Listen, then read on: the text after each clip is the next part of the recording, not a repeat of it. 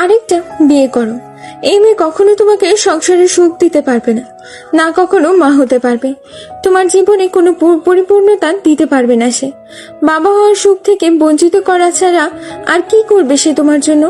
আমার বংশ প্রদীপ এখানেই নিভে যাবে। তুমি বলছো, আমি তা চুপচাপ মেনে নিব? মায়ের কথায় বিরক্ত হওয়া ছাড়া ইরাদের উপর আর কোনো প্রভাব পড়ল না। রাজিয়া বেগম ফের বললেন, আমি এই মেয়েকে বউ হিসাবে মেনে নিতে পারবো না। অলরেডি আমাদের বিয়ে হয়ে গিয়েছে এবং আমরা স্বামী স্ত্রী, শুধু শুধু ঝামেলা বাড়াবে না। হ্যাঁ, বউ তো ঠিক আছে, তুমি ছেলে মানুষ আবার বিয়ে করবে? এই মেয়েকে সম্মতি দিতে হবে তোমার দ্বিতীয় বিয়ে, তাছাড়া বাঁচবই বা আর কদিন? ইরাদ হতভম্ব হয়ে গেল। রাজিয়া বেগম ফের চেঁচিয়ে বলতে শুরু করলেন, আমার ছেলে একটা অসুস্থ মেয়েকে নিয়ে দিনের পর দিন হাসপাতালে ঘুরবে আর বাকি জীবন তার রোগ ব্যায়ামের ফর্দ নিয়ে কাটাবে, এটা আমি কখনোই মেনে নিতে পারবো না। তাহলে কি মেনে নিতে পারবে? দেখো এরা, তুমি মাকে ভুল বুঝছো। আমি তোমার ভালোটাই চাইছি। হ্যাঁ, খুব ভালো চাইছো। আমি যে মেয়েটাকে ভালোবাসি, ভালোবেসে বিয়ে করেছি, যাকে নিয়ে সুখে থাকতে চাইছি, তাকে ছেড়ে অন্য একজনকে বিয়ে করতে বলছো, আর এটাই তোমার ভালো চাওয়া? রাজিয়া বেগম আকুল হয়ে ছেলের গালে হাত রাখলেন। কান্না জড়ানো কণ্ঠে বললেন, বাবা, জীবনটা ছেলে খেলা নয়। এখন তুমি আবেগে পড়ে এমনটা বলছো। তোমার পুরোটা জীবন পড়ে আছে। একাকী জীবন কাটানো যায় না। ও কয়দিন থাকবে তোমার সাথে? এই অসুখ কখনো ঠিক হবে না। বাকিটা জীবন তুমি কিভাবে একা একা কাটাবে? আমি মা হয়ে তা কিভাবে মেনে নিব? ইরাদ মায়ের হাত ছাড়িয়ে নিয়ে বলল, আমি তাকে ভালোবাসি। এসব ভালোবাসা বলতে কিচ্ছু হয় না বাবা। তুমি তোমার নিজের ব্রেনে সেট আপ করে রেখেছো তাকে ভালোবাসো, তাই ভুলতে পারছো না। তুমি একবার নিজেকে বোঝাও যে তুমি তাকে ছাড়া যে কাউকে গ্রহণ করতে পারবে, তাহলেই হবে। এটা পুরোটাই নির্ভর করে তোমার মানুষতাত্ত্বিক চিন্তার উপর। আর এই সেটআপটাই আমি করতে পারছি না। আমি তাকে ছাড়া আর কাউকে ভাবতে পারছি না মা। আমি জানি সে আমাকে পরিপূর্ণতা দিতে পারবে না, তবুও আমি তার শেষ নিঃশ্বাস অবধি তার পাশে থাকতে চাই, তাকে ভালোবাসতে চাই। তুমি কেন শুধু শুধু বাগড়া দিচ্ছ? আমি বাগড়া দিচ্ছি? আমার ছেলে যে সারাটা জীবন সুখের ছোঁয়া পায়নি, এখনই সে সেই সুখ পেলে জানা গেল তার সুখের অঙ্কুরে বিনষ্ট হয়ে যাবে। আমি তা কি করে সহ্য করব? বাহ, খুব আমার সুখের কথা ভাবছো, অথচ বোঝার চেষ্টা করছো না আমার সুখটা মূলত কিসে। আমার সুখের কারণ ভুলে অন্য কাউকে বিয়ে করতে বলছো? রাজিয়া বেগম ছেলের হাত ধরল, আদরের সহিত বলল, বাবান, পুরুষ মানুষের একাধিক বিয়েতে দোষ নেই।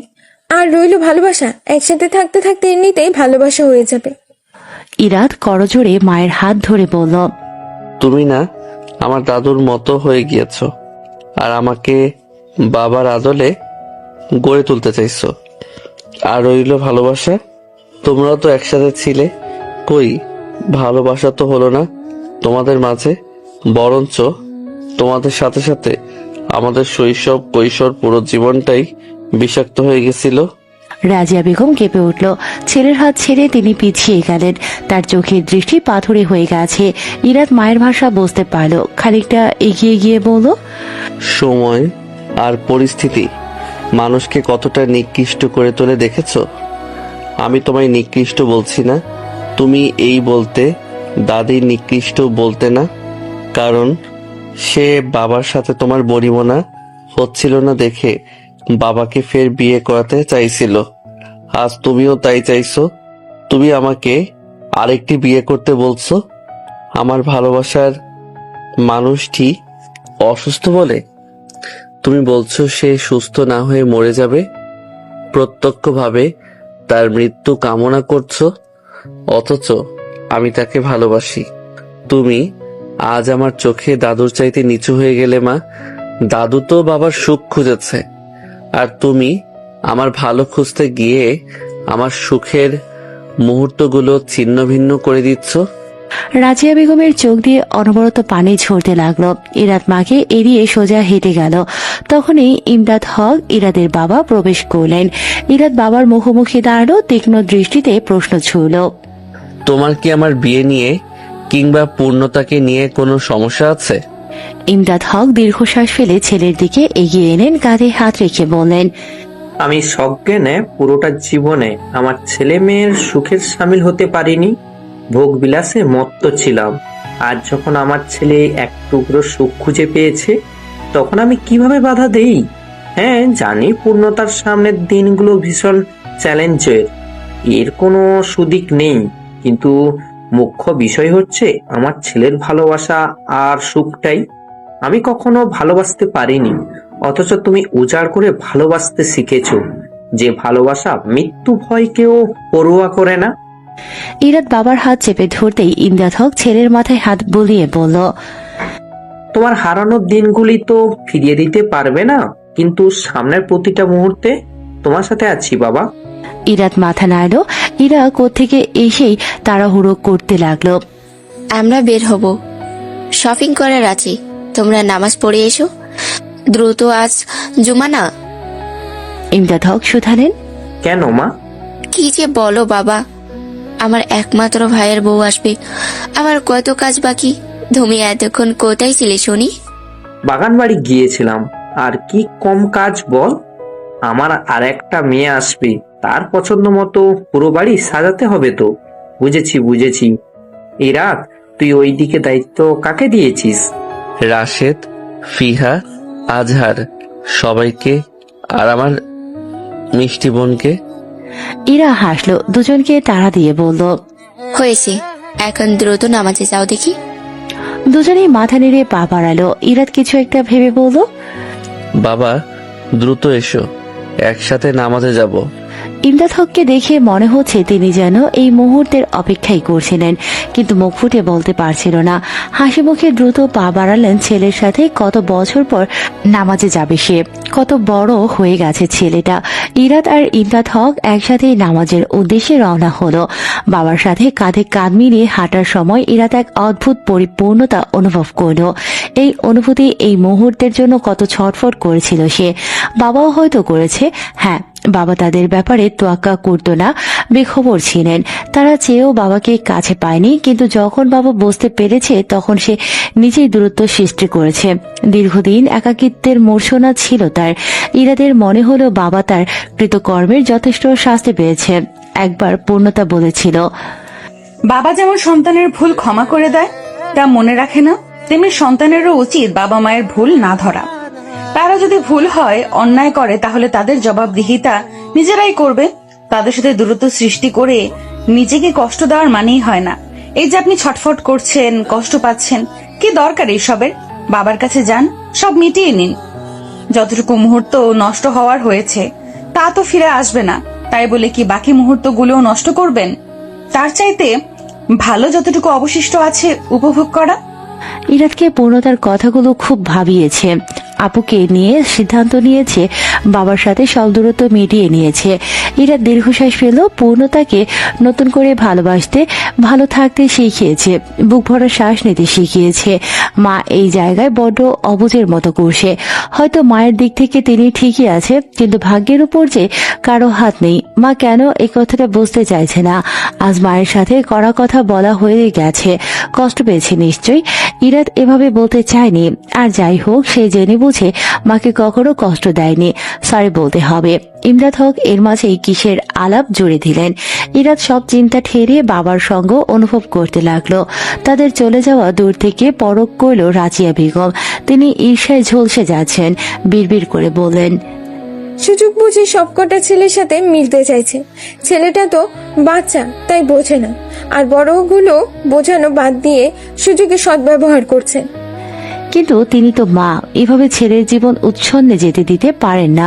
তিনি সংকল্পবদ্ধ হলেন এর কিছু না কিছু বিহিত করে তবেই ছাড়বেন শান্ত স্নিগ্ধ ছায়ায় ঘেরা একটি বসত বাড়ি।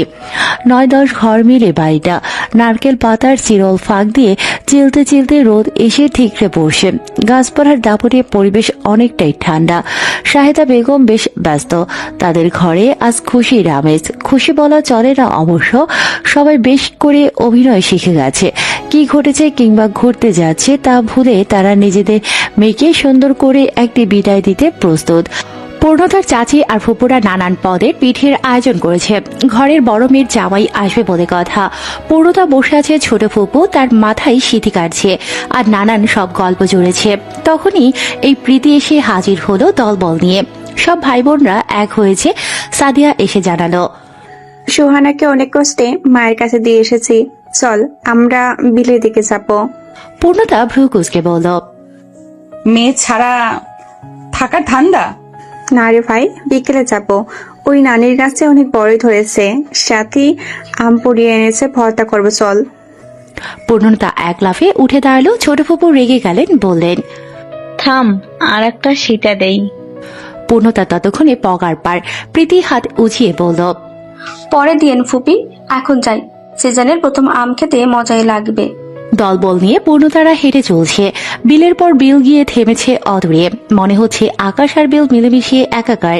মাঝে মাঝে গাছপালা ঘেরা কিছু ছোট্ট বসত বাড়ি আছে। দূর থেকে দেখে তা বিলের অংশ বলেই মনে হয়। বিলের অধিকাংশ এই ধান ক্ষেত, মাঝে মাঝে কিছু ভুট্টা ক্ষেত টুকি দিয়ে উঠছে যেন। শীতল বাতাস সব এলোমেলো করে দিয়ে যাচ্ছে। বাতাসের তালে ধানের শীষ দোল খাচ্ছে। ক্ষেতগুলোর মধ্যে কত সবুজ, কত সোনালি। বাতাসের তালে তাদের দোল খাওয়া দেখে মনে হচ্ছে ক্ষেতে বুঝি সবুজ সমুদ্রের ঢেউ খেলছে, যা আচমকাই সোনালি ঢেউ পরিণত হচ্ছে। পূর্ণরা সব গোল হয়ে উঁচু ভিটে বসল। সাথী কলা পাতায় ভর্তা করেছে। সে এক অভিনব পদ্ধতি। আমের তখন গুটি ধরতে শুরু করেছে। কাদাচিৎ কিছু গাছের আম বড় হয়েছে। সাথীদের গাছের আমও সে কদাচিতের অংশ। সে কাঁচা আম রান্না শেষে মাটির চুলায় পোড়ানো হয়েছে, ঠিক যেমনটি করে গোল আলু পুড়িয়ে খাওয়া হয়। পোড়ানোর পর আম পুরোই আম সত্ত্বের মতো হয়ে গিয়েছে। তা এই এখন খোসা ছাড়িয়ে শুকনো মরিচ আর লবণ দিয়ে মাখানো হচ্ছে। পূর্ণতার জিভে জল চলে এসেছে। সে প্রশ্ন করল, কিসের সাথী? একটু বেশি গলে গেল না? যদিও এতে বেশি মজা লাগবে। আর বলিস না ভাই, গরম কয়লা ছিল, একেবারে গরম চুলা। আমি আর প্রীতি আমের উপর কয়লা দিয়ে ঢেকে দিয়েছি। প্রীতি গেল শুকনা মরিচ খুঁজতে, আমি ভাবলাম একটু উল্টে দেখি আম কেমন হয়েছে। তারপর তো ইতিহাস বনে গেল রে। আমি মনের সুখে সোনা বন্ধে গান গাইছিলাম, আর যেই কয়লা নাড়া দিলাম, এমনি আম ফুটে উপরে উঠে গেল। কি উপর উঠে গেল? সবাই সমস্বরে চেঁচিয়ে উঠল। সাদিয়া বলল, তোর বুকে যায় নাই? পূর্ণতা হেসে বলল, এক একটা সপ্তাশ্চর্য তোরা। আম ভর্তা হতে সবাই হামলে পড়ল। আঙুলের মাথায় তুলে আম খেতে খেতে কত শত গল্প হয়েছে। হাসিতে হাসিতে একজন আরেকজনের গায়ে লুটোপুটি খেয়ে পড়েছে।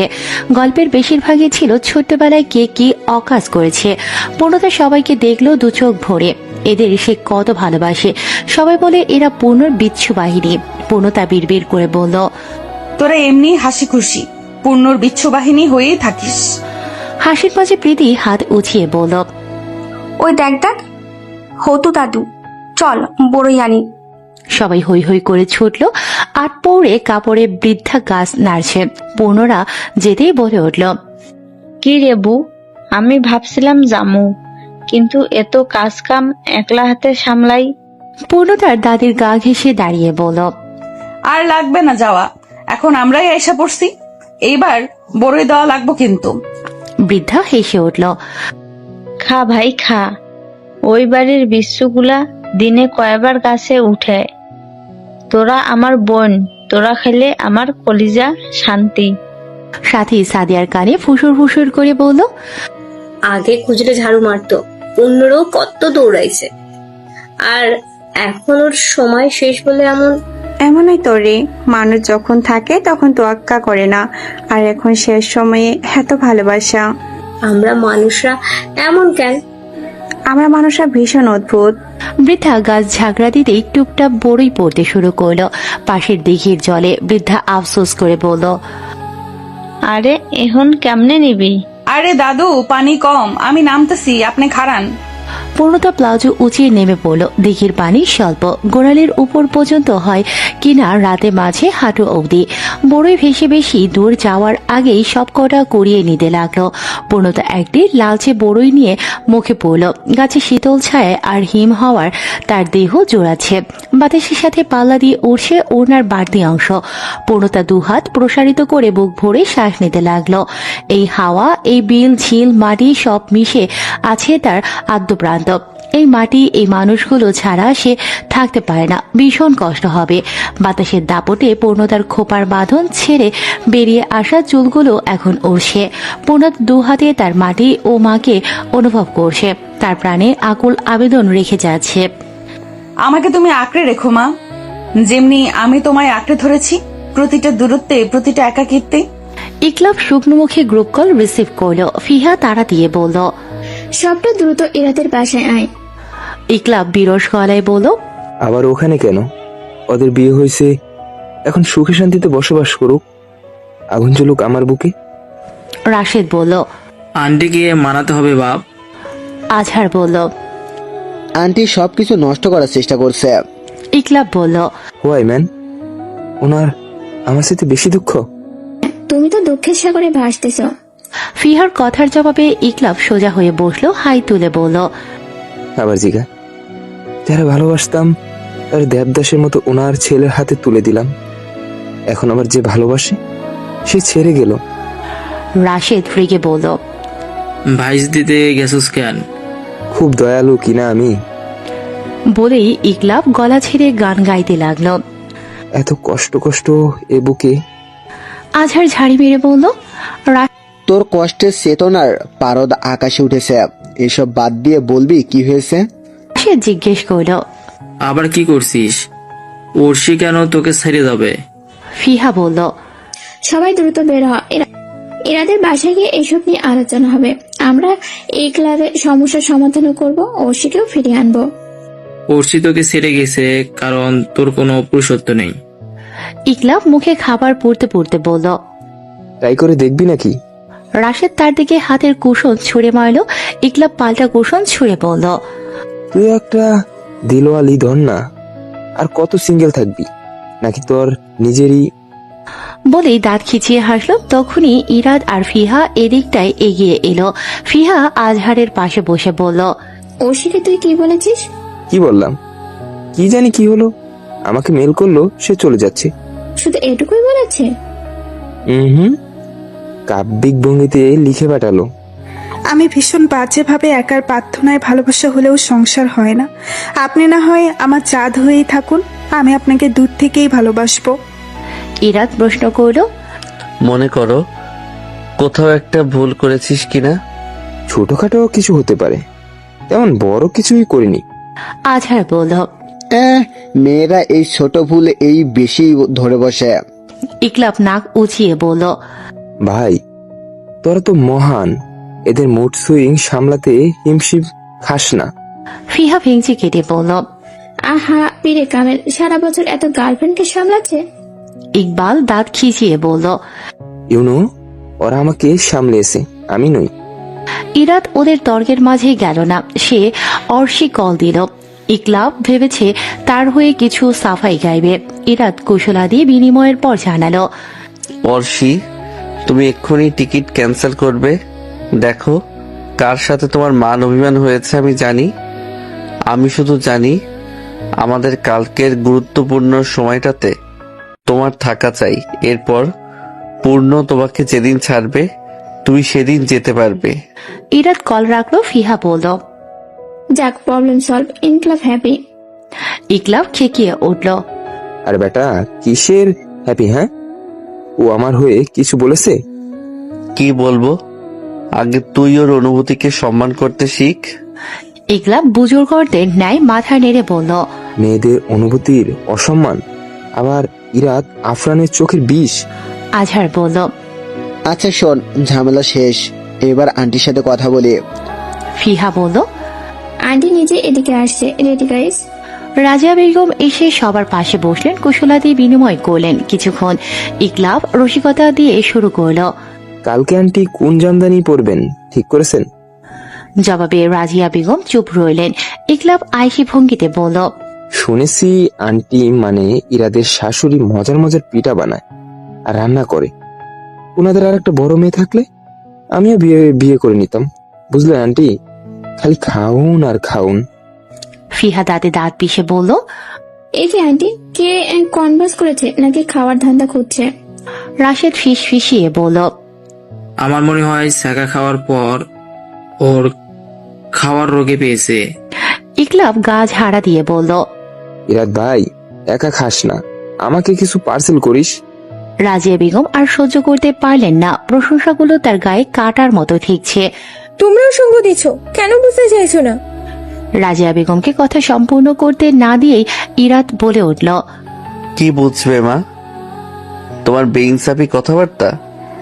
রাজিয়া বেগম তেলে বেগুনিয়ে জ্বলে উঠলেন, তুমি আমাকে বেইনসাফ বলছো? দেখো মা, আমি তোমাকে সবার সামনে কথা শোনাতে চাইছি না। বাকি সবাই চুপ রইল। মা ছেলের মাঝে কথা বলা সঠিক মনে হলো না। রাজিয়া বেগম দমে গেলেন না, তিনি ইরাদের হাত নিজের মাথায় রেখে বললেন, তুমি যদি এই মেয়েকে বউ হিসেবে ঘরে নিয়ে আসো তাহলে আমার মরা মুখ দেখবে। বসার ঘরের সবাই বজ্রাহত হলেন। ফিহার মনে হলো ব্যাকগ্রাউন্ড হিসেবে স্টার জলসার জিন্তা নানানা বাজছে। এই রাত কিছুক্ষণ থা হয়ে রইল। সে মূলত ভাবতেও পারেনি তার মমতাময়ী মা এমন কথা বলতে পারে। কিছুক্ষণ থমকে চমকে ইরাত নড়ে চড়ে দাঁড়ালো, ভীষণ শান্ত স্বরে বলল, উপরে যে একজন আছে তিনি না শুধু বাবা মায়েদের না, সন্তানদেরও। আল্লাহ বলেছেন বাবা মায়ের অবাধ্য না হতে। তোমাদের অধিকার আছে সন্তানের ভালো মন্দ, তাই বলে সন্তানের উপর জুলুম করার অধিকার তিনি তোমাদের দিয়ে দেয়নি। আমি এত নীতি কথা শুনতে চাইনি। রাজিয়া বেগমের কথায় ইরাদ আরেক দফা চটে গেল। মাথার উপর থেকে মায়ের হাত সরিয়ে দিয়ে বলল, এনাফ ইজ এনাফ। তুমি আগে পরে যা বলার বলেছ, এখন থেকে আর বলবে না, ব্যাস। রাজিয়া বেগম ফের কিছু বলতে নিতেই ইরাদ চেঁচিয়ে বলল, তুমি যদি আর পূর্ণ প্রসঙ্গে একটাও উদ্ভট আর অদ্ভুত কথা বলো, তবে তুমিও আমার মরা মুখ দেখবে। এবার রাজিয়া বেগমের চমকের পালা। ইরাদ রাগে গজরাতে চলে গেল।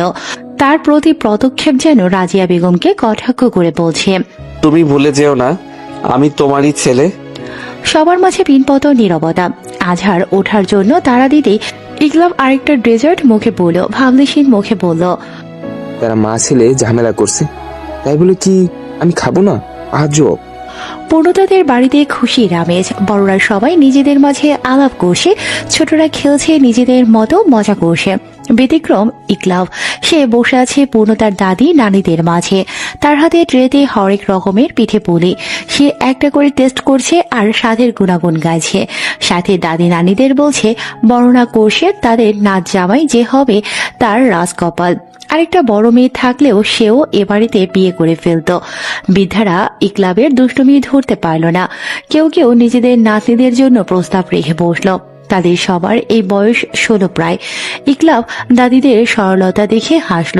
বিদায় বেলায় সবাই একটু আবেগী হয়েছিল। ইরাদ সাদমান সাহেবের হাত ধরে বলেছিল, আঙ্কেল আপনি চিন্তা করবেন না, পূর্ণতার দেখভালের দায়িত্ব আমার। তিনি কিছুটা আশ্বস্ত হলেন, তবুও কষ্ট বাড়ল বই কমল না। প্রীতি ইরাদকে কড়াই গন্ধায় বুঝিয়ে দিল তার বোনের খেয়াল রাখার ফর্দ। ইরাদ তার গাল টেনে দিয়ে বলল, ম্যাডাম আপনার কি কাজ মনে আছে? প্রীতি মাথা নেড়ে জানালো, মনে আছে। তুমি কিন্তু আমার আপুর খেয়াল রাখবে। ইরাদ নাটকীয় ভঙ্গিতে বলল, জैसे आपकी হুকুম মালিকা। প্রীতি হেসে কুটি কুটি ইমদাদ সহ সাদমান সাহেবের সাথে কোলাকুলি করে বললেন, আপনি চিন্তা করবেন না, আমি আমার আরেকটি মেয়ে নিচ্ছি। পুরো সময় রাধিবকে দেখা না গেলেও গাড়িতে ওঠার সময় দৌড়ে এলো। পূর্ণতার হাতে কাঁচা পাকা তেঁতুল দিয়ে বলল, গাড়িত খাস? পূর্ণতা চেঁচিয়ে বলল, ও বাড়িতে যাস কিন্তু। তোকে রাধিব হাত নাড়িয়ে বলল, যাব মানে? তা না হলে আমার বাগের কাচ্চি কে খাবে? পূর্ণতা ভেঙচে বলল, দেব না। রাধিব হাত নেড়ে বলল, আমি নিয়ে খেতে পারি, দূর হ। গাড়ি এসে থামলো বাগান বাড়ির সামনে। ইমদাদ হক পূর্ণতাকে এগিয়ে নিয়ে এলেন, বললেন, আমাদের সববার প্রচেষ্টা ছিল তোমার ক্ষুদ্র বাড়িটিকে রাঙিয়ে তোলার। পছন্দ হয়েছে? পূর্ণতা চারপাশ পরখ করতে লাগলো। প্রবেশ দ্বারের এক পাশে বাগান বিলাসের সাদা আর গোলাপি ভ্যারাইটিস, আরেক পাশে লাল টকটকে কামলিং রোজ। গাছগুলোতে ঝাঁকড়া ফুল, দুধারে ফুলের পাপড়ি ছড়িয়ে ছিটিয়ে আস্তরণ তৈরি করেছে। আর বাড়ির বাউন্ডারির দেয়ালে নীলকণ্ঠ আর অপরাজিতার মেলা। দেয়ালে এঁকে বেঁকে বেয়ে ওঠা সবুজ লতার মাঝে ঘন ঘন নীল এবং সাদা অপরাজিতা সত্যি নজর কাড়া। পূর্ণতার মন খুশিতে ভরে উঠল। সে উচ্ছ্বাসে প্রশ্ন করল, আমার বাড়ি? ইমদাদ হক মাথা নেড়ে বললেন, হ্যাঁ মা, তোমার। পূর্ণতা ভেতরে প্রবেশ করল। সে বাড়িটি দেখতে চাইল। ইরাদ বলল, কাল সকালে ঘুরে দেখবো কেমন? পূর্ণতা অবুঝের ন্যায় প্রশ্ন করল, একসাথে?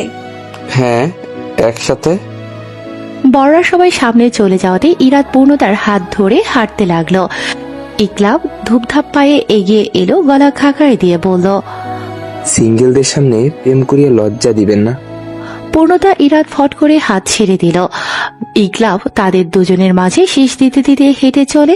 অর্শিফ রেগে বলল, বজ্জাত লোক কারো শান্তি দেখতে পারে না। রাতে টুকটাক আনুষ্ঠানিক ছিল, তা ইরা বেশ কড়া হাতেই সামলেছে। পূর্ণতা তখনও ঘুমে। ইরা এই ঘুম পাড়িয়ে দিয়েছে। এমনিতেই অসুস্থ শরীর। পূর্ণতা আর ঈশা একসাথে ঘুমোচ্ছিল। ফিহা অর্শি সাজগোজের যাবতীয় জিনিসপত্র নিয়ে হাজির হলো। ইরা প্রশ্ন করল, তোমরা ওদের রুমে সাজাবে, কিছু প্ল্যান করেছো? ফিহা মাথা নেড়ে বলল, হ্যাঁ আপু, গতবার আমাদের পছন্দসই করেছিলাম, এবার ভাবছি ইরাদ আর পূর্ণর ইচ্ছে মতো সাজাবো। আচ্ছা, তবে জিনিসপত্র লাগবে, লিস্ট করে দিও, আনিয়ে নিব। না আপু, রাশেদ নিয়ে এসেছে, আমি ওদের বলে সাজিয়ে দিতে। ওসি তুমি পূর্ণকে তৈরি করো, আমি আসছি। অর্শি মাথা নাড়ল। ইরা বলল, একটু বস, আমি ওদের খাইয়ে দেই। ইরা ভাত মাখিয়ে ঈশা আর পূর্ণতাকে খাইয়ে দিতে লাগলো। ঈশা ঘুমু ঘুমু চোখে বলল, আমি আজকে মামিমার কাছে ঘুমাবো। অর্ষিত ঠোঁট টিপে হাসলো। ফিহা পুরো বাড়ি খুঁজে কারো টিকিটাও পেল না। ঘর থেকে বেরোতেই দেখলো সবাই মিলে আড্ডা দিচ্ছে, আয়েশ করে চা খাচ্ছে। ফিহাকে দেখা মাত্রই ওদের কথা থেমে গেল। অযথাই একজন আরেকজনের পিঠ চাপড়ে হাসতে লাগলো। ফিহা ভ্রু কুঁচকে বলল, কিছু কথা হচ্ছিল, আমাকে দেখে থেমে গেলি কেন সবাই? ইকলাব বলল, বলদি ফিহা, ছেলেরা একসাথে কত আলাপ করে, সব জিজ্ঞেস করতে নেই। ফিহা বুঝতে পারলো কোশ্চেন গোয়িং রং। আজহার প্রশ্ন করল, কোনো দরকার ছিল তোমার? ফোন করলেই পারতে। এত কথা ফোনে বলা যেত না? রাশেদ যা যা আনতে বলেছিল এনেছিস? রাশেদ মাথা নাড়ল। আজহার বুঝতে পেরে তারা দিয়ে বলল, চলো হাতাহাতি কাজ শেষ করে দেই, ঘুম পেয়েছে। ইকলাব বুঝতে পেরেও গো ধরে বলল, কোথায় কি কাজ? ফিহা দাঁতে দাঁত চেপে বলল, ওদের ঘরটা সাজিয়ে দিবি। আমি পারবো না, আমার ঘুম পাচ্ছে। আজহার বলল, আরে বেটা, নড়েচড়ে বসলেই ঘুম ধেই ধেই করে পালাবে। তা পালাবে? আমি সিঙ্গেল মানুষ হয়ে এত ঘর সাজাতে পারবো না। রাশেদ বলল, ঢং করিস না তো, তবুও তো তোর উত্থান পতন আছে। আমায় দেখ, আজন্ম সিঙ্গেল। ইকলাব উঠে দাঁড়ালো, বিরক্তি নিয়ে বলল, রে ভাই, কয়বার বাসর করা লাগে তোর? মেয়েটা না অসুস্থ? ইরাদ হতভম্ব হয়ে গেল।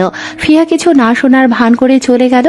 ইরাদ ইকলাবের পিঠে কিল বসিয়ে দিল, গজরাতে গজরাতে বলল, মুখে লাগাম দিতে পারিস না? একটু লজ্জা করে না তো? ফিউ ছিল এখানটায়। 2 বার বাসর করছিস, লজ্জা তো তোর হওয়া উচিত। ইরাদ ইকলাবের সাথে তর্কে গেল না। এর সাথে পারা যাবে না। সে প্রস্থান করল।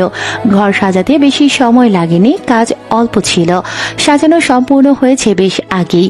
তার মাঝে ফিহারা কি সব রিচুয়াল করেছিল। অর্শি পূর্ণতাকে সাজিয়েছে বেশ মিষ্টি করে। পূর্ণতা লাল বেনারসির সাথে লাল দোপাট্টা নিয়েছে, সাথে হালকা সাজ আর গহনা। ফিহা তার দুহাত আর খোপায় বেলি ফুলের মালা পরিয়ে দিয়েছিল। ঘরটা মোম আর গোলাপ দিয়ে সাজানো হয়েছিল। সাথে অর্শি ফুলদানিতে অনেকগুলো রজনীগন্ধার তোড়া রেখে দিয়েছে। ব্যাস, রাজকীয় সাজ। ওরা পূর্ণতাকে ঘরে রেখে বিদায় নিল। সে বসে বেশ কিছুক্ষণ ইরাদের অপেক্ষা করছিল, কিন্তু ইরাদের আসতে বেশ দেরি হচ্ছিল। ওদিকে ইকলাবেরা ইরাদকে পাকড়াও করেছে। ইরাদ কথা না বাড়িয়ে তাদের চাহিদা মতো ক্যাশ আউট করলো, তাতেও ওরা ছাড়ল না। আজহার বলল, তুই ভাই এত দ্রুত মেনে যাস কেন? ইকলাব বলল, শালা শুধু বউয়ের কাছে যাওয়ার তারা। ইরাদ মাথা নেড়ে বলল, আমার বউ আমার জন্য অপেক্ষা করছে, আমি কিছু অ্যাকাউন্টের জন্য তাকে অপেক্ষায় রাখবো? রাশেদ মাথা নাড়িয়ে বলল, প্রেমিক পুরুষ কিনা সে? ইকলাবের করে ঈশা ছিল, সে প্রথম থেকেই সবার কার্যক্রম দেখছিল। হুট করে আবদার করে বসল, আমি আজ মামা আর মামির সাথেই ঘুমাবো। তাদের ঘরটা কি সুন্দর লাগছে, ওয়াও। ঈশা গালে হাত দিয়ে মামার কোলে যেতে চাইল। ইরা কি বলবে খুঁজে না পেয়ে প্রস্থান করেছে। সে কিছুটা লজ্জাও পেয়েছে বটে। মেয়েটা এমন অদ্ভুত আবদার শিখেছে, ইকলাবের চোখ জ্বলে উঠল। সে বলল, ভালো হয়েছে, এখন বাগ্নিকে নিয়েই যাবি তুই। ইরা চলে গেল। তাহলে আমার ক্যাশ ফেরত দে। ইকলাব হাত সরিয়ে বলল, এমন ছোট লোকের মতো করতেছিস কেন ভাই? তোর ঢং দেখে মনে হয় আজকে মাত্র বিয়ে করেছিস, অথচ এর আগে তোদের এমন এক। তুই শুধু আগের নিয়ে পড়ে আছিস কেন? হিসাব বরাবর বস, আগের বাদ দিব কেন? লাগে ওই দিন রাত্রে তাহাজ্জুদ করছিস তুই। ইরাদ পুরো দমে রেগে গেছে। হ্যাঁ, তাহাজ্জুদেই পড়েছি, তারপর তো। ইকলাব কানের হাত দিয়ে বলল, তওবা আস্তাগফিরুল্লাহ, ছোট বাচ্চাদের সামনে কি বলিস এসব? বলে সে হাঁটা দিল। সাথে নাটকীয় ভঙ্গিতে অর্ষিকে টেনে নিয়ে গেল। যেতে যেতে বলল, তুই বাচ্চা মানুষ, এসব কি শুনিস? হুসরে পাকামো আবার চোখে বিষ। ইকলাব ঈশাকে তার মায়ের কাছে দিয়ে অর্ষিকে নিয়ে বাইরে চলে গেল। ভরা পরিমায় যেন পৃথিবী ভেসে যাচ্ছে। অর্ষি এক দৃষ্টিতে তাকিয়ে আছে তার হাত ধরে রাখা ইকলাবের হাতের দিকে। সে তো এতটুকুই চেয়েছিল, কিন্তু এই চাওয়াটাই যে বৃহৎ হয়ে গেল শেষ অবধি। অর্ষি তার হাত ছাড়িয়ে নিল। ইকলাব হাত পা ছড়িয়ে ঘাসের উপর বসে পড়ল। অর্ষি কাট কাট গলায় বলল, আমাকে এখানে কেন নিয়ে এসেছো? শুনছি দেশ ত্যাগ বনবাসে যাচ্ছিস, কোন দুঃখে বল শুনি? তা জেনে তোমার কাজ নেই। এতদিন ইচ্ছে হয়নি, এখনো লাগবে না। বেশ লাগবে, বলে ফেল। Please don't act like you cares. I am really care. Arshi মুখ ফেরালো। চলে যেতে নিতেই ইকলাব হাত টেনে পাশের চেয়ারে বসিয়ে দিল।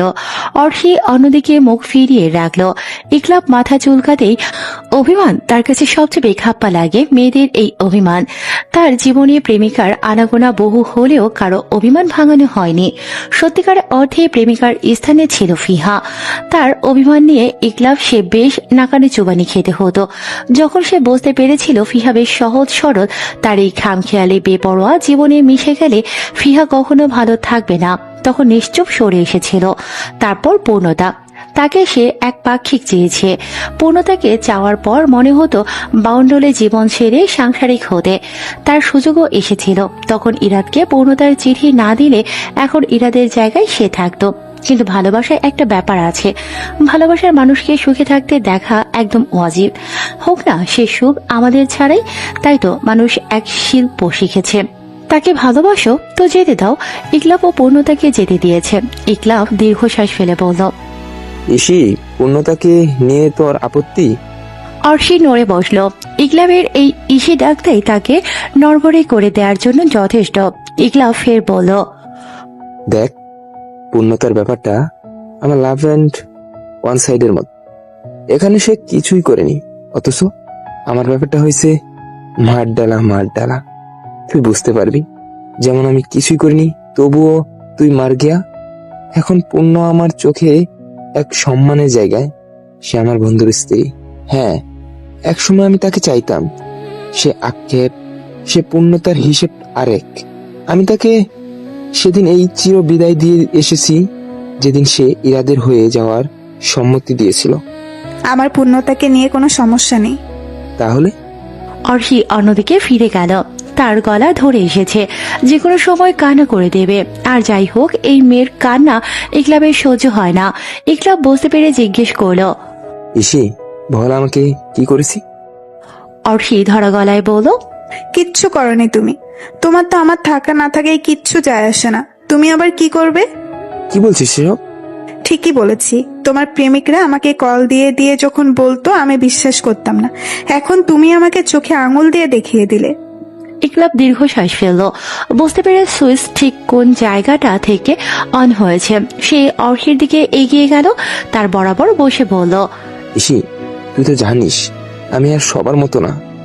আমার একটা প্লে বয় ছেলে, যার কোনো স্থিরতা নেই। আমি ভাউন্ডলে, তুই সিদ্ধান্ত নিয়েছিস আমাকে স্থিরতা দিবি, লাইক মরুভূমিতে ধান চাষ। এই ধৈর্য শক্তি নিয়ে কি সত্যি সম্ভব আমার সাথে জীবন কাটানো? আমি না থাকলেও তোমার কিচ্ছু যায় আসে না। ইকলাব দীর্ঘশ্বাস ফেলল। ইসি, আমার জীবনে অনেক মেয়ে এসেছে, তাদের অনেককে আমি ভুলে গেছি। ওরা জানতো আমি টাইম পাস করছি, আমিও জানতাম। তাদের জন্য টাকা ছিটানো ছাড়া আমি কিছুই করিনি। শুধু দুইজন নারী, ফিহা, পূর্ণতা, and a means lot for me. অথচ তোর তাদের সাথেই সবচেয়ে বেশি সূক্ষ্মতা। আর যাদের নিয়ে জেলাস করছিস তাদের নামও আমার মনে নেই। ওরা মূলত চাইছেই আমাদের মাঝে ঝামেলা সৃষ্টি করতে, যাতে তারা আমার মানি বেনিফিট পেতে পারে। অর্হি মাথা নেড়ে বলল, কি? দেখ, মরুভূমির ধান চাষ ইম্পসিবল। তোমার কম্প্রোমাইজ করা উচিত কিছুটা। আচ্ছা ডান, আমি ক্যাকটাস হয়েছে না কম্প্রোমাইজ। অর্হির হাসি পেল, তবুও সে গো ধরে বসে রইল। বেশ কিছুক্ষণ নীরব থেকে বলল, বেশ, তবে আমাকে প্রমাণ দাও। পরশু আমার সাথে চলো, সব ভুলে সব পেছন ফেলে আমার নতুন করে বাঁচবো। ইকলাব শান্ত কণ্ঠে বলল, ভালোবাসার কোনো প্রমাণ হয় না। আমি অত নীতি কথা শুনতে চাই না। আমি পরশু অপেক্ষা করব, অপেক্ষায় থাকবো সব ছেড়ে ছুড়ে আমার কাছে চলে আসার। অর্ষি কথা শেষ করে উঠে দাঁড়িয়ে পা বাড়ালো। সে এখন খুব করে কেঁদে নেবে। চলে যেতে নেবে তখনই ইকলাব তার হাত ধরে দাঁড় করালো, বলল, সব কান্নাকাটি তো ইকলাব ভাইয়া কাঁধে ঝুলেই করছিস। এখন ইকলাবের জন্য কাঁদবি একা কেন? অর্ষি হাত ছাড়ানোর চেষ্টা করলো। ইকলাব বলল, বস না, আমি অনেক জ্যোৎস্না বিলাস করেছি, তবে একা একা আজ বড্ড লোভ হচ্ছে কার সঙ্গ পেতে। এত লাগবে না। অর্ষির কথাই ইকলাব তার হাত ছেড়ে দিয়ে ফের ঘাসের উপর বসে পড়ল। অর্ষি ধপাধপ শব্দ তুলে চলে গেল। ইকলাব এক দৃষ্টিতে চাঁদের দিকে তাকিয়ে রইল। সে একা, ভীষণ একা, এই চাঁদের মতোই একা। ইকলাব তার ভাবনা শেষ করার আগেই অর্ষি দৌড়ে এসে ইকলাবের এক হাত জড়িয়ে ধরে বসে পড়ল তার বাহুতে মুখ গুজে। ইকলাব পড়তে পড়তেও সামলে নিল নিজেকে। অর্ষি গুনগুন করে কাঁদতে কাঁদতে বলল, তুমি ভীষণ বাজে, আমাকে শুধু কষ্ট দাও। ইসি, আমার জীবনের ডার্ক সাইড গুলো তোর চাইতে ভালো কে জানে, কিন্তু তবু আমার সাথে চলা এত সহজ হবে না। আমি সত্যি ভীষণ বাজে রে। তা না হলে মায়ের মৃত্যু মিথ্যা সাক্ষী দিতাম। তুই আমাকে আলো আনতে চাইছিস, আমার সবটুকু অন্ধকার শুষে নিলে তবেই আলো আনতে পারবি। তুই ঠান্ডা মাথায় ভেবে নে ইসি, আমি কিন্তু। অর্ষি মুখ তুলে ইকলাবের মুখ চেপে ধরল, বলল, আমার তোমাকে চাই। আলোতে আধারে, খারাপ ভালো বাজে সবটুকুতে চাই। আমার শুধু আমার, আর কারো না। জেনে বুঝে অঙ্গারে জ্বলতে চাইছিস? তোমাকে চাইছি, সবটুকু খারাপ ছড়িয়ে গেলেও চাইছি। অর্ষি ইকলাবের বাহুতে মুখ গুজে আবার ফুপিয়ে উঠল। তার চোখের পানি মুছে দিয়ে ইকলাব কপালে আলতো চুমু খেলো, কানের কাছে ফিস ফিসিয়ে বলল, যা, ইকলাব ফারাজকে তোর হাতে সপর্দ করলাম। ভীষণ ক্লান্ত, পরিশান্ত, সে কিভাবে সামলে রাখবি আমি জানি না। অর্ষির হাতে বন্ধন আরো গাঢ় হলো। ইকলাব মৃদু হেসে চাঁদের পানে তাকালো। আশ্চর্য, চাঁদ দ্বিগুণ আলো ছড়াচ্ছে। ওই তো চাঁদের আশেপাশে ছোট্ট নক্ষত্র জলজল করছে, তার মতো আর অর্ষির মতো। সে সব মন্দ জেনেও তাকে চায়, শুধু তাকে। পূর্ণতা বিরক্ত হয়ে উঠে দাঁড়ালো। জানালার পর্দা সরিয়ে চাঁদ দেখতে লাগলো। রুমটা মোমের আলোয় আলোকিত ছিল এই যাবৎ, এখন চাঁদের আলোয় ভরে উঠল। আজকের চাঁদের আলো বেশ স্পষ্ট। পূর্ণতার ধারণা ইরাদ আসার আগেই মোমগুলো ফুরিয়ে যাবে। লোকটা এত দেরি করছে কেন? তখনই শব্দ করে দরজা খুলে ইরাদ প্রবেশ করলো। দরজা চাপিয়ে ইরাদ এগিয়ে এলো। পূর্ণতা মিষ্টি হাসি দিয়ে বলল, আসসালামু আলাইকুম। ইরাদ হেসে সালামের জবাব নিল। পূর্ণতার দিকে এগিয়ে গেল, মাথায় হাত রেখে বলল, বেশি দেরি করে ফেলেছি, সরি ফর লেট। প্রিয় মানুষের অপেক্ষা মধুর হয়। তাই ইরাদ একটি খাম বাড়িয়ে দিল। পূর্ণতা হাত বাড়িয়ে গ্রহণ করল। এটা কি? আপনার দেনমোহর। এত টাকা কি করব আমি? এটা সম্পূর্ণ আপনার হক, আপনার ইচ্ছা। এখন রাখুন তো, পরে নেব। ইরাদ চেকটা ড্রয়ারে রেখে পূর্ণতা বরাবর দাঁড়ালো। বুকের বাঁ পাশে হাত দিয়ে পূর্ণতার দিকে তাকিয়ে রইল। পূর্ণতা ইশারায় জিজ্ঞেস করল, কি হয়েছে? ইরাদ বুক পকেট থেকে পূর্ণতার জন্য এক মুঠো বুনো ফুল বের করল। পূর্ণতা হা করে তাকিয়ে রইল। ইরাদ ফুলগুলো পূর্ণতার দিকে বাড়িয়ে দিল। পূর্ণতা হাত বাড়িয়ে ফুলগুলো গ্রহণ করল। নাকের কাছে নিতেই পূর্ণতা তীব্র বুনো ঘ্রাণ পেল। সে অবাক হয়ে বলল, তাজা ফুল? হ্যাঁ। এখন কোথায় পেলেন? আমার বউয়ের জন্য কুড়িয়ে এনেছি। পূর্ণতার মনের প্রজাপতি উঠতে শুরু করলো। তার ভীষণ ছোট্ট এই পছন্দটাও এত গুরুত্বপূর্ণ কারোর জন্য। সে সত্যি ভাগ্যবতী।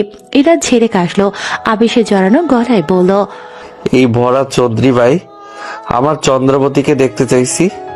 পূর্ণতা সোজা হয়ে বলল, এই 1 মিনিট ভালো করে ঘুমটা দিয়ে নি, তা না হলে বউ বউ ভাইব আসবে না। জি, আর কি করবেন? আরো অনেক কিছু। বলেই পূর্ণতা লম্বা ঘোমটা টানলো। সোজা হয়ে দাঁড়িয়ে বলল, নিন, এবার হয়েছে। ইরাদ স্মিত হাসলো। সে পূর্ণতার দিকে হাত বাড়িয়ে দিল। আলতো হাতে ঘোমটা সরিয়ে নিল। চাঁদের আলোয় পূর্ণতার মুখখানা দারুণ মায়াবী ঠেকছে। ইরাদ পূর্ণতার থুতনি উঁচিয়ে চাঁদের আলোয় তার মুখখানা অবলোকন করল। অবাক নয়নে তাকিয়ে মন্ত্রমুগ্ধের ন্যায় বলে উঠল, হাই মাশাল্লাহ। পূর্ণতা লজ্জা পেয়ে গেল। ইরাদ ফের বলল, আমি কি আমার প্রথম চুমু খেতে পারি? পূর্ণতা আলতো ভঙ্গিতে মাথা নাড়ল। ইরাদ পূর্ণতার হাত মুঠো পাকিয়ে নিয়ে নরম কোমল হাতখানা মৃদু কাছিল। ইরাদ হাতের উল্টো পিঠে চুমু খেল। পূর্ণতা চোখ বন্ধ করে ফেলল। ইরাদ পূর্ণতার কোমর জড়িয়ে তাদের মধ্যকার দূরত্ব ঘুচিয়ে নিল। সে পূর্ণতার কপালে গাঢ় চুম্বন করল। পূর্ণতার চোখ মুখ খিচে কাঁপাকাঁপি বন্ধ করার চেষ্টা করল। ইরাদ নাছোড়বান্দা।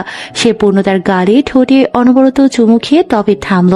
ততক্ষণে পূর্ণতা জমে গেছে। ইরাদ অবাক হয়ে দেখতে থাকলো, শুধালো, সবসময় তিরিং বিরিং করতে থাকা মিস ফরিং কুপকাত। পূর্ণতা আধো গলায় জবাব দিল, কারণ সে এখন মিসেস। ইরাদ হাসলো। পূর্ণতা বলল, একটু তো ছাড়ুন, আমি দম ফেলবো। ইরাদ হাতে বাঁধন আলগা করে বলল, আচ্ছা, সুযোগ দেওয়া হলো একটুখানি দম ফেলার। পূর্ণতা সুযোগ পেয়ে ছুটে যেতে যেতে বলল, অসৎ লোক। ইরাদ তাকে ফের পাকড়াও করলো। উল্টো পিঠে দুহাতে বাহু বন্ধনে ফের আবদ্ধ করলো। পূর্ণতার ঘাড়ে থুতনি রেখে বলল, অপবাদ দেবে না ফরিং, সম্পূর্ণ সৎ।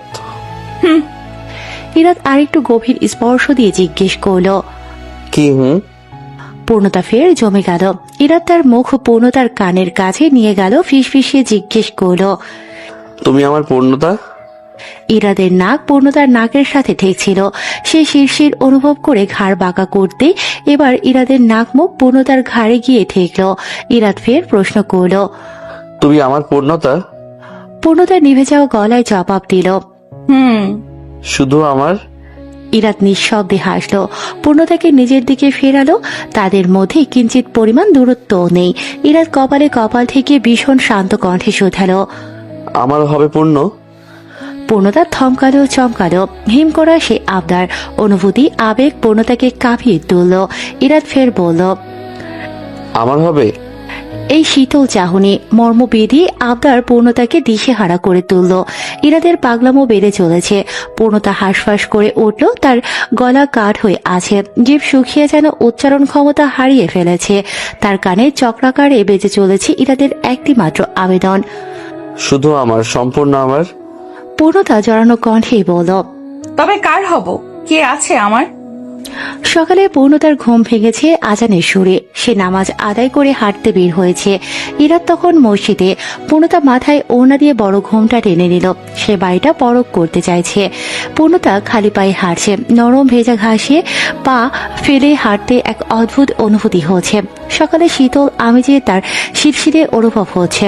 বসন্তের প্রায় শেষ দিকের সময়টা। রাতের খানিকটা কুয়াশা, ভোরবেলায় শিশির রূপ ধারণ করে হেঁটে পূর্ণতা বাড়ির সামনের দিকটায় এলো। বাড়ির সামনের লম্বা লন, হাঁটার পথের দুপাশে গোলাপের শাড়ি, এখানে বনসাই করে কাটা গোলাপের ভ্যারাইটিস রঙগুলো মিলেমিশে গিয়েছে। দেখে বোঝাই যাচ্ছে বেশ যত্ন নেওয়া হয়। গাছে জেগে ধরেছে ফুল, এই পথে হাঁটলে সুগন্ধ আর সৌন্দর্য নির্মলতা ছড়ায়। পাশে লনে জবা, রঙ্গন, কাঠগোলাপের এলোমেলো শাড়ি। এই গাছগুলো বেশ পুরনো দেখেই বোঝা যায়। গোলাপের শাড়িগুলো নতুন মনে হচ্ছে।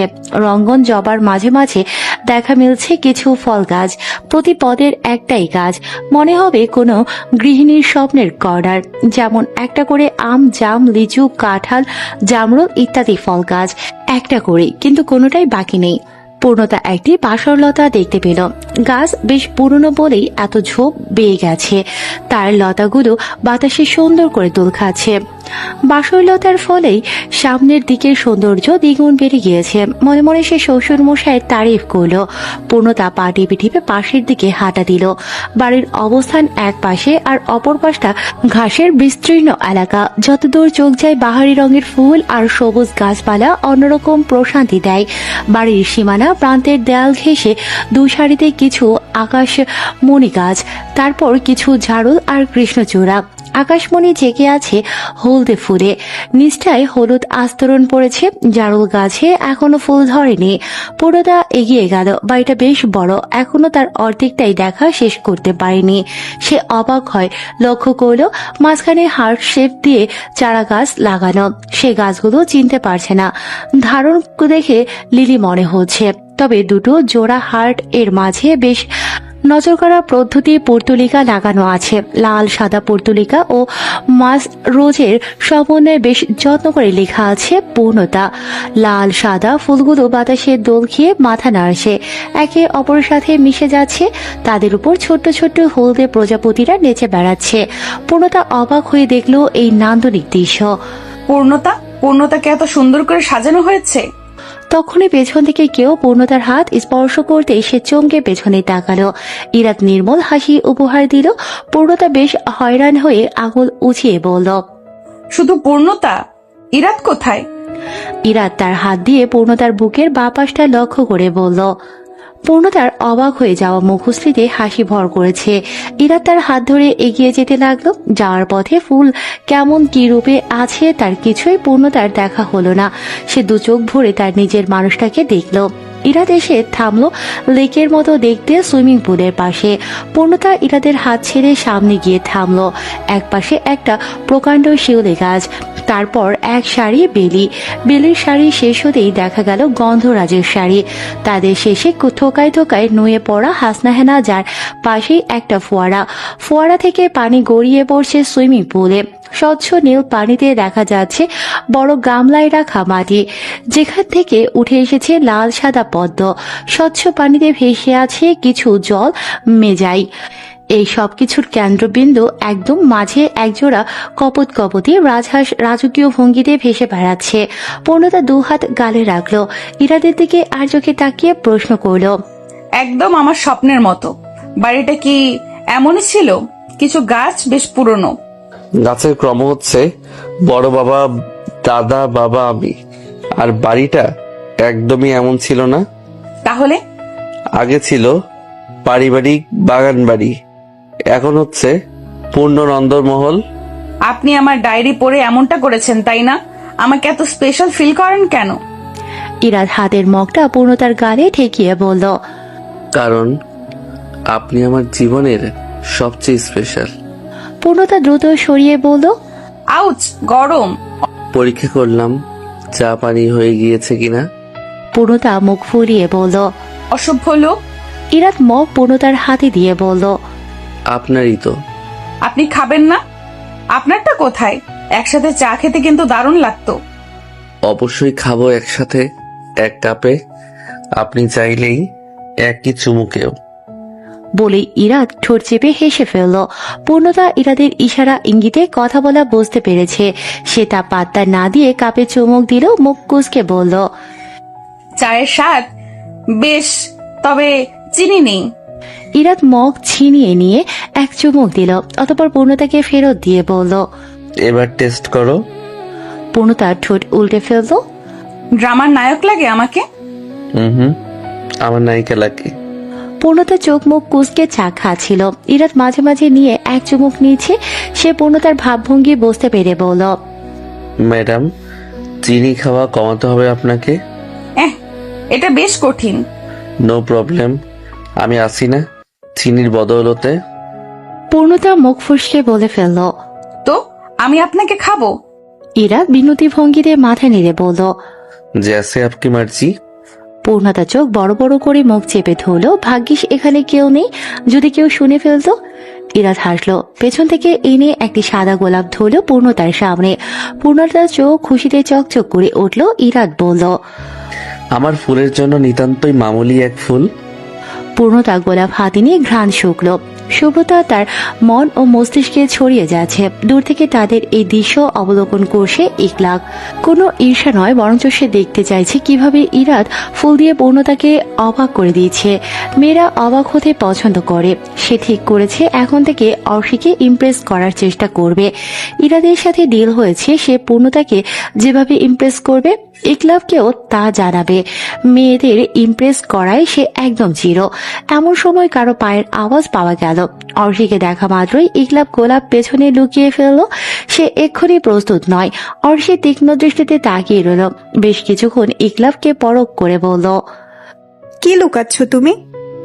ইকলাব ধরা পড়া চোরের মতো বলল, কই কিছু না তো। তুমি কারোর সাথে আলাপ করেছিলে, আমাকে দেখে লুকিয়ে ফেলেছো? দেখি। ইকলাব হতভম্ব হয়ে গেল। কি নির্মম পরিহাস আমার মতো একজন নিষ্পাপ যুবককে কেমন অপবাদ দেওয়া হচ্ছে। দিদা হও ধরণী। অর্শি তার কর্ণপাত করল না, কোমরে হাত দিয়ে বলল, পেছনে কি আছে, বের করো। ইকলাবকে বেশ কষ্ট পেতে দেখা গেল। একজন নিষ্ঠুর রমণী তাকে অপবাদ দিয়েছে। সে আলগোছে একটি সাদা গোলাপ বের করে আনলো। অর্শি অবাক হয়ে জিজ্ঞাসু দৃষ্টিতে তাকিয়ে রইল। ইকলাব ঠোঁট এড়িয়ে বলল, তোর জন্য। অর্শি অবাক হয়ে গোলাপটি হাতে নিল। অবুধ শিশুর মতো আঙুল দিয়ে একে একে গোলাপের পাপড়িগুলো ছুঁয়ে দেখল, যেন সে এই প্রথম গোলাপ দেখেছে। মুহূর্তেই অর্শির চোখে মুখে খুশির ঝলক দেখা দিল। সে যেন বিশ্বাস করতে পারছে না, ফের প্রশ্ন করল, সত্যি আমার জন্য? ইকলাব মাথা নেড়ে জানালো, সত্যি। অর্শি ফুলটি হাতে নিয়ে অষ্টাদশী কিশোরীর ন্যায় ছুটে যেতে লাগলো। ইকলাব অবাক হয়ে গেল। পৃথিবীতে সবচেয়ে সহজ কাজ মেয়েদের খুশি করা। ছেলেরা কেন জানি এই সহজ কাজটি করতে পারে না। ইকলাব ও অর্শির পিছু পিছু হাঁটতে লাগলো। অর্শির খুশি দেখে মনে হচ্ছে প্রেম মানুষকে অষ্টাদশী কিশোরীতে পরিণত করে। ইকলাব দাঁড়িয়ে আছে। ইরাত তার হাতে কিছু জিনিসপত্র তুলে দিল। ইকলাব গজরাতে গজরাতে বলল, আমি অ্যাপয়েন্টমেন্ট নিয়ে রেখেছি, সময় মতো পৌঁছে যাবি। যাবো নে মারাও শালা। কতবার কেমন কথার বরখেলাপ করেছো। আটনায়র মারাইতে গেছে সে, স্যারের সামনে আমার রেপুটেশনের পুটকি মেরে দিছে। এবার হবে না তো? হলে হবে, আমার কি। রোমান্স নামের পালসাল করতে থাক, পরে হুগা মারাও খেয়ে নিস। ইরাত তাকে পিঠ চাপড়ে দিয়ে বলল, যা ভালো থাকিস। আরে এত হাইপার হচ্ছিস কেন? ইকলাব ইরাতের কাঁধে ধাক্কা দিয়ে বলল, যাচ্ছি, তুই গিয়ে রোমান্স কর। তা না হয় করব, সবার সাথে দেখা করে গেলে হতো না? হাসরের বিদায় নিয়ে তো যাচ্ছি না। ইরাত আর কথা বাড়ালো না। ও মানবে না, শুধু বেকার কাজ হবে। ইকলাব ধীরে ধীরে দৃষ্টিসীমার আড়ালে চলে গেল। ইরাত কেমন যেন ভারী অনুভব করলো। অর্শি বসে আছে। অ্যানাউন্সমেন্ট বলা হয়েছে আর কিছুক্ষণ পরেই তাদের ফ্লাইটের জন্য চলে যেতে হবে ভেতরটায়। অর্শি উঠে দাঁড়ালো। 3 ঘন্টা যাবৎ অপেক্ষা করছে। ইকলাবের চলে আসার কথা ছিল আরো আগে, সে আসেনি, হয়তো পিছুটান ছাড়তে পারছে না। অর্শি তার ছেলের হাসি হাসলো। তার চাইতে পিছুটান বেশি বড় হয়ে গেছে। অবশ্য সে কবে বা এত গুরুত্বপূর্ণ ছিল যে প্রায়োরিটি দিতে হবে। অর্শি এক পা করে এগিয়ে যেতে লাগলো। যতটা না এগোচ্ছে তার চেয়ে বেশি পিছু ফিরে দেখছে। 1 বার 2 বার 3 বার, মনে হচ্ছে এই বুঝি লোকটা আসবে। অর্শি ফের কিছুক্ষণ থম মেরে দাঁড়িয়ে রইল। কিছুক্ষণ অপেক্ষা করে আবার হেঁটে চলল। আর কখন আসবে, সময় তো ফুরিয়েই গেছে। তখনই পেছন থেকে কারো চেঁচিয়ে ওঠার আওয়াজে অর্ষি তড়িৎ গতিতে পেছন থেকে সামনে ফিরল। মনে হলো তার মানুষটা এসেছে। পেছন ফিরে অর্ষি দেখলো একটি ছেলে দৌড়ে তার প্রিয়তমাকে জড়িয়ে ধরেছে। অর্ষি ঠায় দাঁড়িয়ে রইল। যতটুকু আশায় বুক বেঁধে সে দাঁড়িয়েছিল তার চাইতে দ্বিগুণ ব্যথা বুকে ঘুরে দাঁড়ালো। মানুষটা আসেনি, আর কখনো আসবে না। অর্ষি বিড়বিড় করে বলল, জানো, এত কিছুর পরেও কোথাও একটা শুষ্ক বিশ্বাস ছিল তুমি আমার অভিমান ভাঙাতে আসবে। আমি কেমন বাজে আশা করি বলো তো। আমি যতবার তোমার দেও না দুঃখ ছাপিয়ে মাথা তুলে বাঁচতে চাই, ততবার তুমি কেমন যেন আমার নিত্য নতুন আক্ষেপ হয়ে আসো। আমি তবুও চাইতাম তুমি একটু আসো, আমার দুঃখ হয়ে এসো। দেখো না, আজ আমার অপেক্ষাটা কি বাজেভাবেই না ফুরালো। তুমি তবে আমার দুঃখ হয়েই থেকো, আমার অপেক্ষাদের মৃত্যু হোক। হ্যাঁ, অপেক্ষাদের মৃত্যু হোক। অর্ষি কথাটা শুনে দ্রুত গতিতে পেছন ফিরে তাকালো। ইকলাব তার খুব কাছে দাঁড়িয়ে থাকায় তার বাহুতে ধাক্কা খেল। ইকলাব ঠোঁট এড়িয়ে দারুণ হাসলো।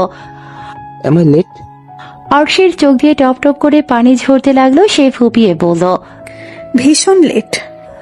ইকলাব অর্ষির চোখ মুছিয়ে দিয়ে বলল, তুই এখনো বাচ্চা আছিস শিশি, কিছু হলেই এমন ব্যয় ব্যয় করে কেঁদে ফেলিস।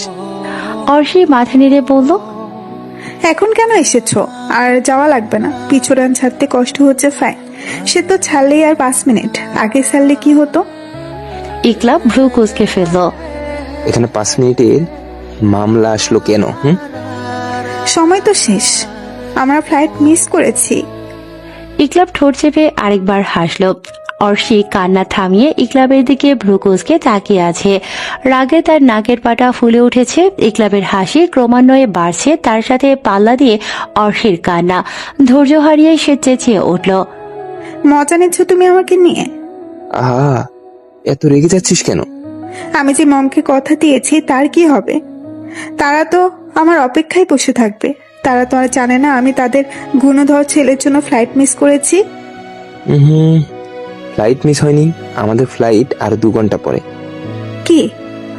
অর্ষি বিস্ময় নিয়ে তাকালো। সে যেন বিশ্বাস করতে পারছে না। ইকলাব মুখ ছোট করে বলল, সরি। তুমি আমাকে 4 ঘন্টা আগে সময় বললে, 2 ঘন্টা অপেক্ষা করেছিলে। আমিও বোকার মতো চেক করিনি।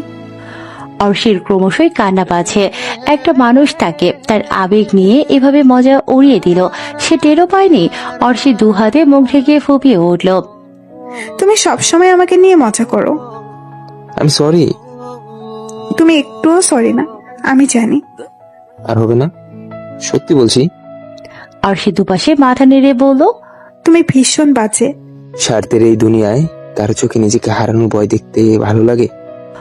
অর্ষি ইকলাবের দিকে ফিরে তাকালো, প্রশ্ন করল, আমাকে কাঁদিয়ে তুমি শান্তি পাও? পেলে বলো, তোমার শান্তির জন্য আমি এক জীবন কেঁদে পার করে দিতে পারবো। ইকলাব মাথা নাড়ল, নরম গলায় বলল, আজকের পর আর হবে না, প্রমিস? অর্ষি অভিমানী দুপাশে মাথা নাড়ল। ইকলাব তার সামনে একটি লাল গোলাপের বুকেট রাখলো, শীতল কণ্ঠে শুধালো, সরি। অর্ষি ফিরে দেখলো টকটকে লাল গোলাপগুলো। ইকলাব ফের বলল, আমি জানি আমি ভীষণ খারাপ, কিন্তু মানিয়ে নিতে হবে ইসি। অর্ষি মাথা নেড়ে বলল, ব্যাপার না, মানিয়ে নেব। আমাকে কষ্ট দিতে যদি তোমার ভালো লাগে, আমি হাসি মুখে তা মেনে নেব। ইকলাব দীর্ঘশ্বাস ফেলল। এক পাক্ষিক ভালোবাসার সাইড এফেক্ট। সে অর্ষির হাত ধরে এগিয়ে যেতে যেতে বলল, ক্ষুধা লেগেছে, চল খাবো। অর্ষি চোখ মুছে নিল। তাকে দাঁড়িয়ে থাকতে দেখে আকরাম পেছন ফিরল। অর্ষির মুখের অবস্থা যাতা দেখে মনে হচ্ছে যে কোনো সময় হাত পা ছড়িয়ে ছিটিয়ে কান্না শুরু করবে। ইকলাব বিচলিত হয়ে প্রশ্ন করল, কি হয়েছে? সবাই এতক্ষণ আমার দিকে তাকিয়েছিল। ইকলাব আশেপাশে লক্ষ্য করে দেখলো সত্যি সবাই তাদের বেশ আগ্রহ নিয়ে দেখছে। বাকিটুকু তার বুঝে আসতেই সে মুখ চেপে হাসলো, ফের স্বাভাবিক গলায় বলল, হ্যাঁ তো? আমি এতক্ষণ কাঁদছিলাম, সবাই দেখছিল, এখন হাসছে আমায় নিয়ে। ইকলাব তার দিকে টিস্যু এগিয়ে দিল। এই জন্যই তো বলি, যেখানে সেখানে ভেবে করে কাঁদিস না ইসি। তুই শুনছিস আমার কথা? অর্ষি নাক মুছতে মুছতে বলল, তুমি যে আমাকে ইচ্ছে করে কাঁদাও তার বেলায়। ইকলাব হাসলো। এই মেয়ের সাথে সে এক জীবন বয়ে নেয়ার ফোন দিয়ে দিয়েছে। কত সমুদ্র কাঁদবে আল্লাহ ভালো জানে। ইরাদ হাতের কাজ সেরে কল রিসিভ করলো। Group call. সবেমাত্র রাশেদ, ইকলাব, ইরাদ যুক্ত হয়েছে। রাশেদ প্রশ্ন করলো, পৌঁছেছিস? হ্যাঁ। ইরাদ কিছু ফাইল দেখতে দেখতে বলল, কি রে, কি অবস্থা? ইকলাব যেন এই সুযোগের অপেক্ষায় ছিল। সে মুখ তেতো করে বলল, তুই শালা এতক্ষণে ফোন ধরার সময় হয়েছে? সারাদিন বইয়ের পিছে পড়ে থাকিস। যাহা কাজ ছিল। এখন যত ব্যস্ততা।